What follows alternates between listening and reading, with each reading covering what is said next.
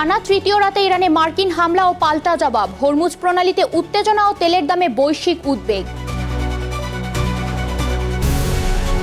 গাজায় ইসরায়েলি হামলায় আরও ৮ ফিলিস্তিনি নিহত, হুয়াইরায় এক প্রবীণের পরিবারে বর্বরোচিত হামলা। ভারী বৃষ্টিতে অরুণাচলে বন্যা, ভূমিধস, মৃত ৭, ক্ষতিগ্রস্ত ৪২৫ গ্রাম। বঙ্গোপসাগরে ট্রলারডুবিতে ৯ ভারতীয় জেলের মরদেহ উদ্ধার। মালয়েশিয়ায় বিশাল সাঁড়াশি অভিযান, ২৯০ বাংলাদেশি সহ ৫ শতাধিক বিদেশি নাগরিক আটক।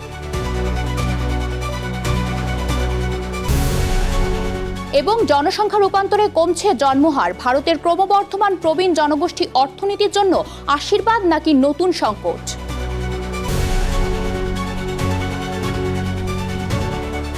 বিশ্বজুড়ে ঘটে যাওয়া দিনের গুরুত্বপূর্ণ ঘটনাবলী নিয়ে আরটিভির নিয়মিত আয়োজন সারাদিনের বিশ্ব। আপনাদের সঙ্গে আছি আমি জেরিন অপি। ইরান যুক্তরাষ্ট্র সংঘাত আরও ভয়াবহ রূপ নিচ্ছে। টানা তৃতীয় রাতেও ইরানের বিভিন্ন স্থাপনায় হামলা চালিয়েছে যুক্তরাষ্ট্র। পাল্টা হামলার দাবি করেছে তেহরানও। সংঘাত ছড়িয়ে পড়েছে উপসাগরীয় অঞ্চল জুড়ে। আরব আমিরাতে নিহত হয়েছেন অন্তত ১ জন। হরমুজ প্রণালী নিয়ে পাল্টাপাল্টি হুমকি, উপসাগরের ট্যাঙ্কারে হামলা এবং তেলের দামের ঊর্ধ্বগতিতে বাড়ছে বৈশ্বিক উদ্বেগ। ইমতিয়াজ আহমেদের রিপোর্ট। টানা তৃতীয় রাত ইরানের বিভিন্ন এলাকায় বিমান ও ক্ষেপণাস্ত্র হামলা চালালো যুক্তরাষ্ট্র। মার্কিন সেন্ট্রাল কমান্ড সেন্টকম জানাচ্ছে সামরিক অভিযান অব্যাহত রয়েছে। ইরানের ওমিদিয়া সহ কিশ, জাম, কেশম, বুশেহর ও বন্দর আব্বাস এলাকায় বিস্ফোরণের খবর দিয়েছে দেশটির গণমাধ্যম। হামলার লক্ষ্য ছিল সামরিক ও কৌশলগত স্থাপনা।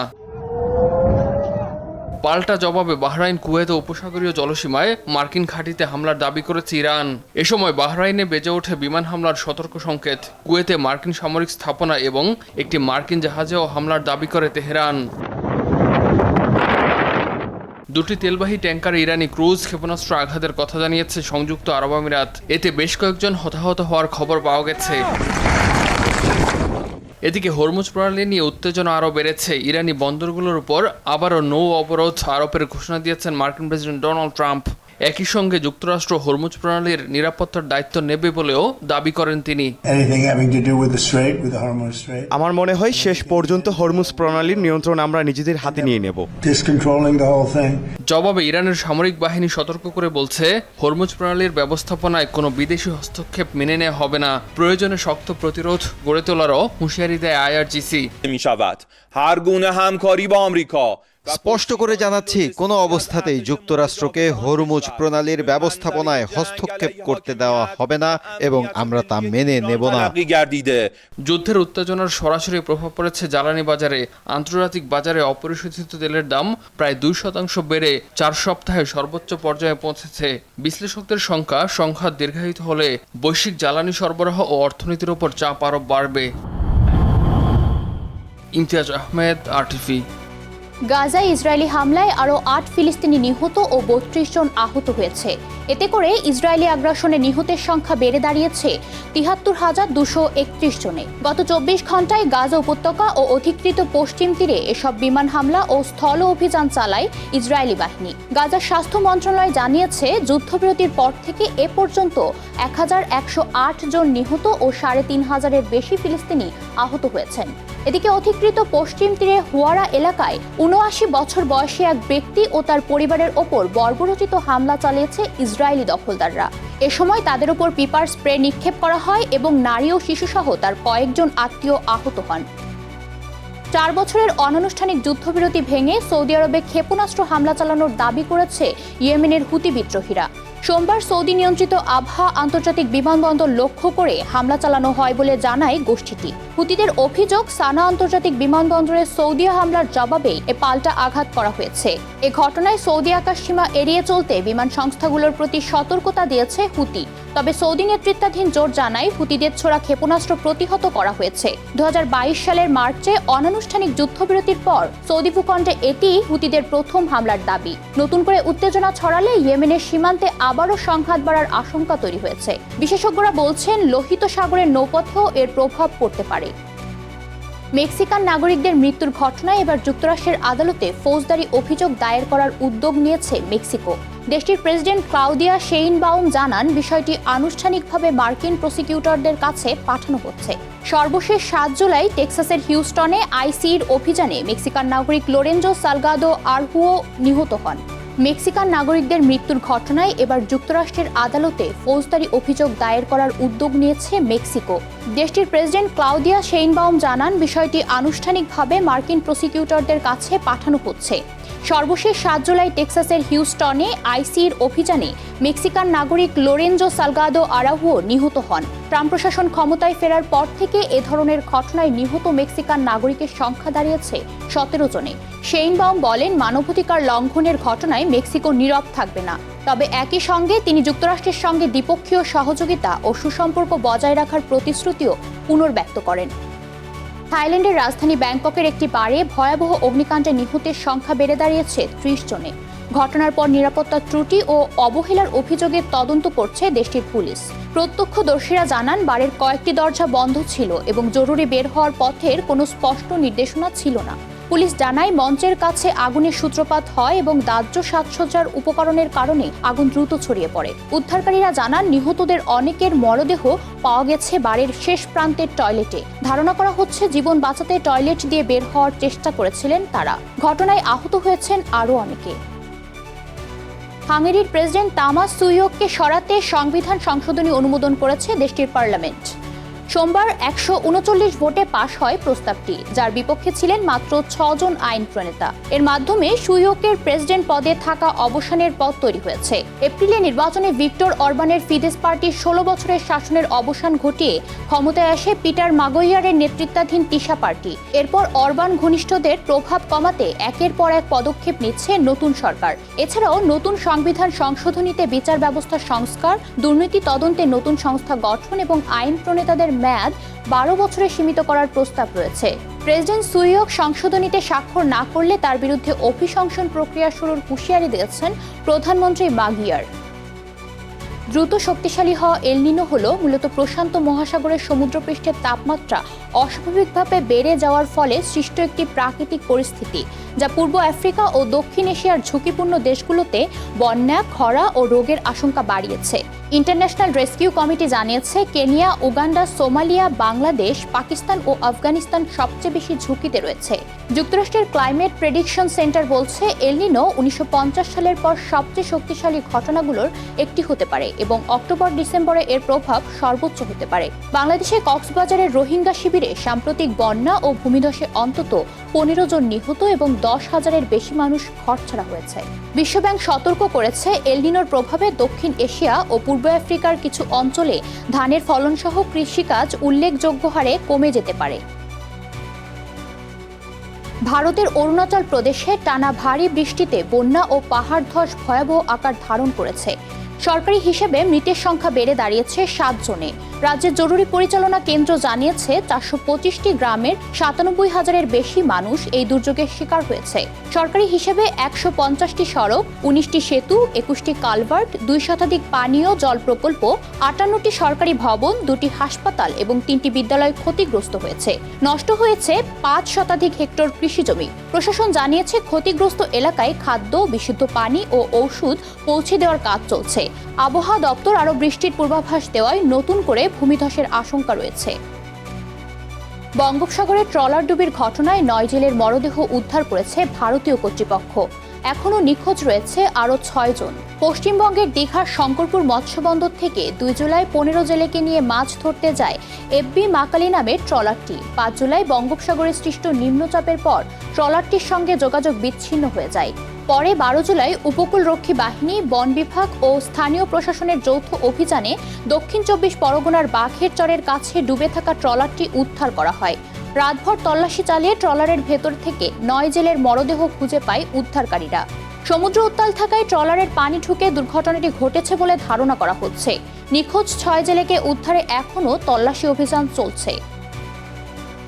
মালয়েশিয়া জুড়ে বিশাল সাঁড়াশি অভিযানে 290 বাংলাদেশি সহ 500-রও বেশি বিদেশি নাগরিককে আটক করেছে দেশটির অভিবাসন বিভাগ।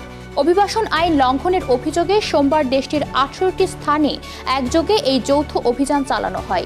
ইমিগ্রেশন বিভাগের মহাপরিচালক দাতুক জাকারিয়া শাবান জানান, অভিযানে মোট 2260 জনের কাগজপত্র পরীক্ষা করে 503 জনকে গ্রেফতার করা হয়। শাবান আরও বলেন, বৈধ কাগজপত্র না থাকা, ভিসার মেয়াদ শেষ হওয়া এবং ভিসার শর্ত ভঙ্গের কারণে তাদের আটক করে ইমিগ্রেশন ডিপোতে পাঠানো হয়েছে।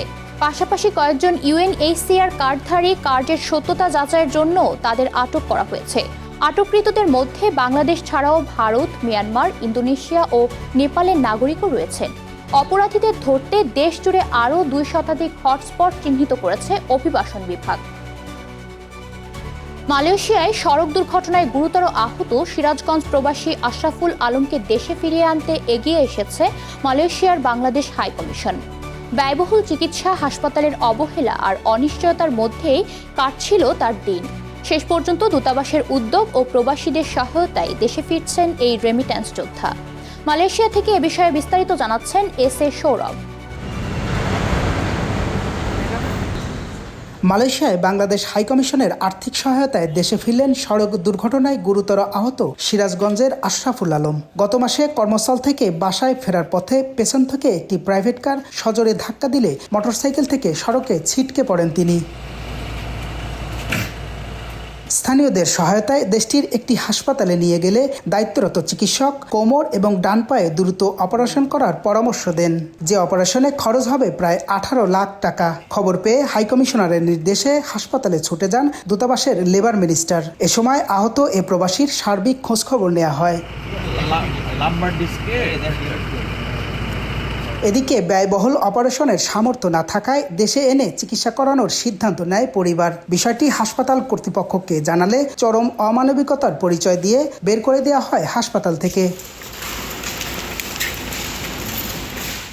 এরপর ঠাঁই হয় নিজের জরাজীর্ণ বাসায়, বন্ধ হয়ে যায় চিকিৎসা সেবা। দিন দিন অবস্থার অবনতি হলে বাড়তে থাকে উদ্বেগ। দিশেহারা পরিবার জানে না কিভাবে ফিরে আনা হবে দেশে। এ সময় এগিয়ে আসেন মালয়েশিয়া প্রবাসী সোশ্যাল ওয়ার্কার মোহাম্মদ হৃদয় মিয়া। আসলে বাংলাদেশ হাইকমিশন যদি এই রকম রোগীদের পাশে না থাকতো আমার দ্বারা সম্ভব হতো না। যখনই ওনার ফোন আসে হাসপাতাল থেকে রিলিজ করে দেয়, তখনই আমি যে বিষয়টা হাইকমিশনকে জানাই, তো সাথে সাথে ওনারা যতটুকু পারছে ওনার জন্য 7,000 রিঙ্গিত বরাদ্দ দিছে। তো এভাবে যেন বাংলাদেশ হাইকমিশন আমাদের প্রবাসীদের পাশে থাকে, সবসময় সকল রোগীর কাছে, অসহায় রোগীদের পাশে থাকে। এটা সবসময় বাংলাদেশ সরকারকে ধন্যবাদ আমাদের প্রবাসীদের পাশে এভাবে থাকার জন্য। আর আশা করি যত প্রবাসী আমাদের সমস্যা আছে বাংলাদেশ সরকার আমাদের পাশে থাকবে। অন্যদিকে সকল কার্যক্রম শেষে বিমান বাংলাদেশ এয়ারলাইন্সের একটি ফ্লাইটে 11 জুন ভোররাতে দেশে ফিরেন রেমিটেন্স যোদ্ধা আশরাফুল আলম। অপেক্ষার অবসান হয় হজরত শাহজালাল আন্তর্জাতিক বিমানবন্দরে নির্ঘুম রাত কাটানো পরিবারের সদস্যদের। SA Sourav, RTV, Malaysia. একসময় অতিরিক্ত জনসংখ্যাকে ভারতের সবচেয়ে বড় সংকট হিসেবে দেখা হতো। জনসংখ্যা নিয়ন্ত্রণে নেওয়া হয়েছিল নানা নীতি ও কর্মসূচি, কিন্তু সময়ের সঙ্গে পাল্টে গেছে বাস্তবতা। এখন বিশ্বের সবচেয়ে জনবহুল দেশটি নতুন এক চ্যালেঞ্জের মুখোমুখি। দ্রুত কমছে জন্মহার, বাড়ছে প্রবীণ মানুষের সংখ্যা। এই পরিবর্তন কি ভারতের অর্থনীতির জন্য ভবিষ্যতে আশীর্বাদ নাকি বড় ধরনের সংকটের ইঙ্গিত? কেন জন্মহার কমছে আর এর প্রভাবেই বা কি হতে পারে বিশ্বের 5ম বৃহত্তম অর্থনীতির দেশটির ওপর? বিস্তারিত জানাচ্ছেন ইমরুল হাসান।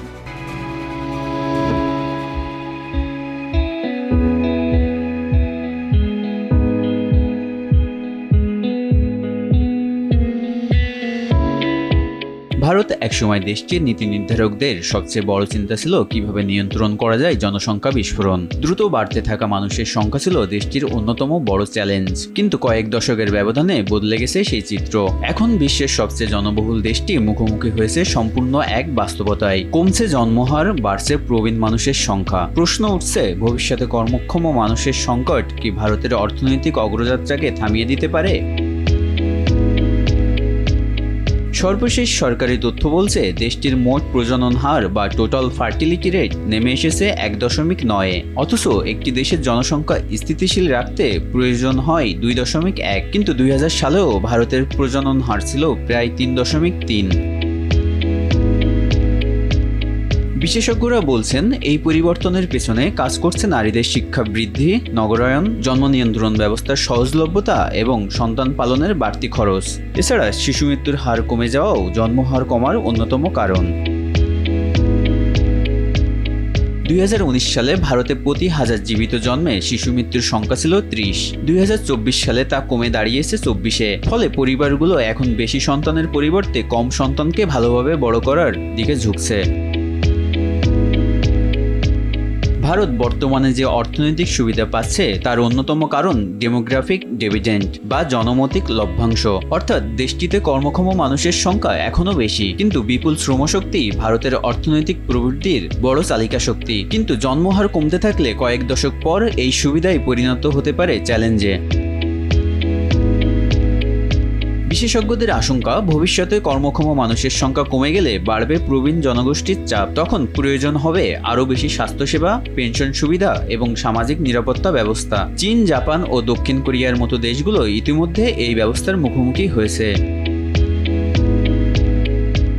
ভারতের রাজনীতিতেও জন্মহার এখন গুরুত্বপূর্ণ ইস্যু হয়ে উঠেছে। জনসংখ্যার ভারসাম্যের পরিবর্তনের কারণে ভবিষ্যতে সংসদীয় আসন পুনর্বিন্যাস বা ডিলিমিটেশন নিয়ে তৈরি হয়েছে বিতর্ক। দক্ষিণ ভারতের রাজ্যগুলো বলছে জনসংখ্যা নিয়ন্ত্রণে সফল হওয়ার কারণে তারা রাজনৈতিক প্রতিনিধিত্ব ও কেন্দ্রীয় বরাদ্দে ক্ষতির মুখে পড়তে পারে। বিশেষজ্ঞরা বলছেন ভারতের জন্য এখন চ্যালেঞ্জ শুধু জনসংখ্যা কমা নয়, বরং সেই পরিবর্তনের সঙ্গে তাল মিলিয়ে অর্থনীতি ও সমাজকে প্রস্তুত করা। কারণ আজকের কম জন্মহারই আগামী দিনের শ্রমশক্তি নির্ধারণ করবে, আর সেই শ্রমশক্তির উপরই নির্ভর করবে বিশ্বের অন্যতম বড় অর্থনীতির ভবিষ্যৎ। জনসংখ্যা নিয়ন্ত্রণের যুগ পেরিয়ে ভারত এখন প্রবেশ করেছে নতুন এক অধ্যায়ে, যেখানে প্রশ্ন আর কত মানুষ নয়, বরং প্রশ্ন হলো ভবিষ্যতের জন্য কতটা প্রস্তুত ভারত। অঙ্কুর মণ্ডল, RTV।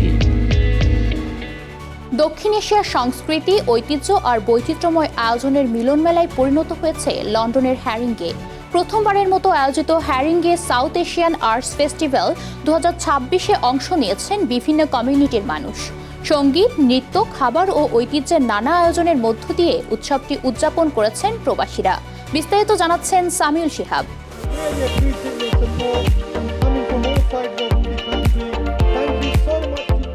লন্ডনের হ্যারিংগে বড়তে বিপুল উৎসাহ উদ্দীপনায় আয়োজিত হলো Haringey south Asian arts festival 2026। I'm here in Duckett's Common for the South Asian Festival. South Asian heritage month উপলক্ষে রোববার স্থানীয় ডাকেটস কমন পার্কে বসেছিল দক্ষিণ এশীয় সংস্কৃতির এই মিলন মেলা। দুপুর 12টা থেকে রাত 8টা পর্যন্ত এই বর্ণাঢ্য আয়োজনে মুখরিত ছিল পুরো প্রাঙ্গণ। Welcome to the South Asian Heritage Month that we're celebrating in Haringey. ঐতিহাসিক এই উৎসবের মূল আয়োজক ছিল the council of Asian people বা দ্য কমিউনিটি হাব হ্যারিংগে। মেলাটি সফল করতে একসঙ্গে কাজ করেন Haringey council, collage arts, Wood Green BID এবং একঝাঁক ডেডিকেটেড ভলান্টিয়ার। আর এতে প্রবেশ ছিল সম্পূর্ণ বিনামূল্যে। এবারের উৎসবের অন্যতম প্রধান আকর্ষণ ছিলেন বাংলাদেশের জনপ্রিয় কণ্ঠশিল্পী ও ক্লোজ আপ ওয়ান চ্যাম্পিয়ন নোলক বাবু। তার চমৎকার পরিবেশনার মাধ্যমে শুরু হয় উৎসবের বাংলাদেশি পর্ব। নর্থ লন্ডনের প্রবাসী বাংলাদেশিদের চেনা সব লোকগান শুনিয়ে মুগ্ধ করেন তিনি। এছাড়া উৎসবের অফিসিয়াল অ্যাম্বাসাডর হিসেবে উপস্থিত ছিলেন আন্তর্জাতিক খ্যাতিসম্পন্ন সঙ্গীত শিল্পী অ্যাপাচি ইন্ডিয়ান। পাশাপাশি মঞ্চ মাতান ডিজে সামি ও ডিজে ঋতু সহ অনেক জনপ্রিয় শিল্পী। হ্যারিংগেতে প্রথমবারের মতো আয়োজিত এই মেলায় উঠে আসে দক্ষিণ এশীয় সংস্কৃতির নানা দিক। মেলায় আসা দর্শনার্থীদের জন্য লাইভ মিউজিক ও ঐতিহ্যবাহী নৃত্যের পাশাপাশি ছিল সাউথ এশিয়ান স্ট্রিট ফুড, আকর্ষণীয় পোশাক ও গহনার স্টল। শিশুদের আনন্দ বিনোদন ও প্রবীণদের জন্য ছিল বিশেষ আয়োজন। এই মেলাটা এখানে প্রথম আয়োজন হয়েছে হিসেবে অনেক ভালো সাড়া পাচ্ছি আমরা, আলহামদুলিল্লাহ। উত্তর লন্ডন সহ বিভিন্ন শহর থেকে আসা প্রবাসী বাঙালি ও অন্যান্য কমিউনিটির মানুষ সপরিবারে এই রঙিন উৎসব উপভোগ করেন। অনুষ্ঠান সফল করায় সবার প্রতি কৃতজ্ঞতা জানান আয়োজকরা। সামিউল শিহাব, RTV। ফ্রান্সের গতিদানব কিলিয়ান এমবাপ্পে এবং স্পেনের বিস্ময়বালক লামিন ইয়ামাল বর্তমান ফুটবল বিশ্বের অন্যতম সেরা দুই আকর্ষণ। একজন বিশ্বজয়ী তারকা, অন্যজন ফুটবলের রেকর্ড ভাঙা উদীয়মান সূর্য। মাঠের লড়াইয়ে তাদের মুখোমুখি পরিসংখ্যান এবং দ্বৈরথ দিয়ে আফরোজা সুলতানা চৌধুরীর বিশেষ প্রতিবেদন। একজন বিশ্ব ফুটবল শাসন করছেন গত কয়েক বছর ধরে, অন্যজন মাত্র 17 বছর বয়সে কাঁপিয়ে দিচ্ছেন বিশ্বমঞ্চ। কিলিয়ান এমবাপ্পে বনাম লামিন ইয়ামাল, বর্তমান বনাম ভবিষ্যতের এক মহাকাব্যিক দ্বৈরথ।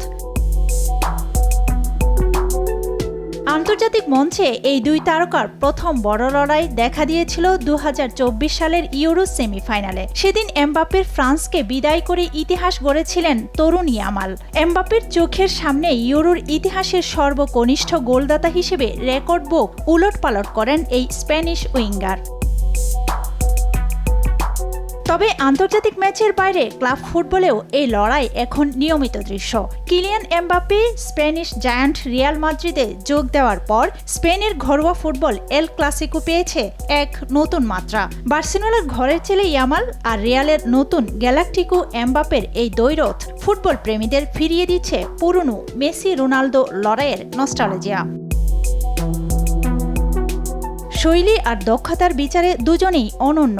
এমবাপ্পের অস্ত্র যেখানে গতি আর নিখুঁত ফিনিশিং, সেখানে ইয়ামালের শক্তির জায়গা ড্রিবলিং, ক্ষিপ্রতা আর অবিশ্বাস্য গেম রিডিং। 26 বছর বয়সী এমবাপ্পে যখন নিজের ক্যারিয়ারের চূড়ায়, ঠিক তখনই ক্যারিয়ারের সূর্যোদয় দেখছেন ইয়ামাল।